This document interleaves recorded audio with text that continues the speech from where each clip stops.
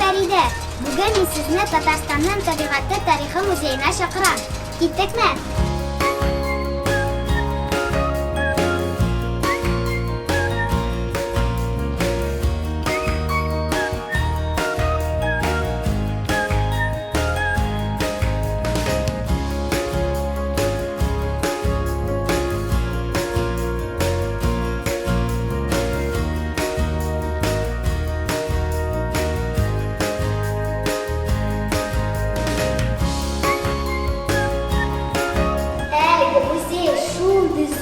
Монда 12 бүлмә бар.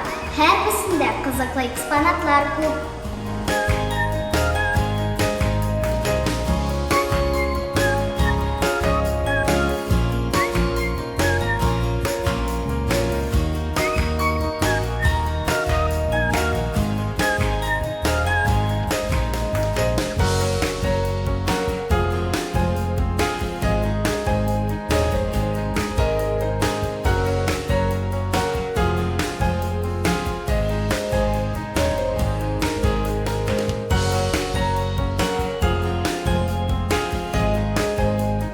Biz сәяхәтебезне төрле асылташлар урнашкан залдан башлыйбыз.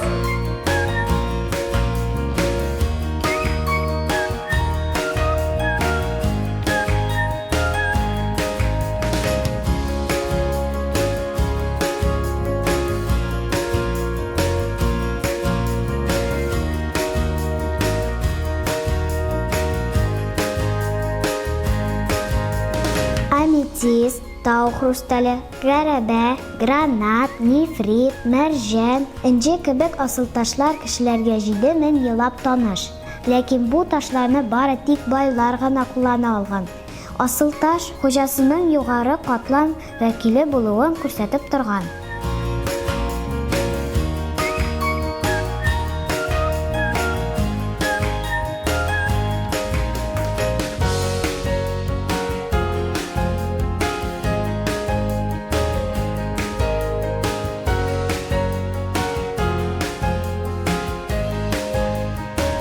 Монысы бигрәк матур.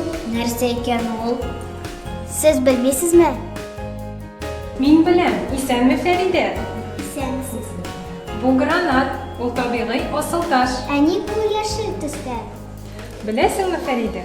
Күпләр гранатны куе кызыл төстә була дип уйлыйлар. Ләкин табигатьтә сары, яшел, хәтта кара төсле гранатлар да бар.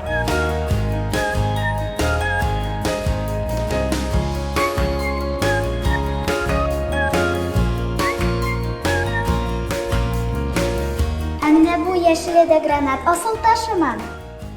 Әйе Фәридә, бу дөньяда бик сирәк очрый торган яшел төстәге гранат, варавит дип атала. Күргәнеңчә, бу таш вак-вак асылташлардан тора. Бер кристалл размеры гадәттә 2-3 мм да артмый. Варавитны Россиядә ачканнар.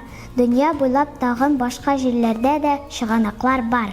Әмма аны иң беренче булып 19-нчы гасырда нәкъ менә Урал якларында таба башлаганнар. Бүген дә кыйммәте бик зур, дип сөйләделәр миңа. Варавитны кая кулланалар дисезме? Әлбәттә, матур муенсалар, беләзекләр, акаларда. Менә минем дә бар, ошыймы? Гранат асылташы зәркәм бизәнү әйберләрендә киң кулланыла. Ул бик чыдам. Шуңа гранаттан ясалган әйберләр буыннан буынга, әбидән оныкка күчә бара. Варавитны күп очракта зәркән әйберләргә эшкәртмичә куялар. Кечкенә ташларга форма бирү кыен. Шуңа күрә бары кырыйларын гына тигезлиләр.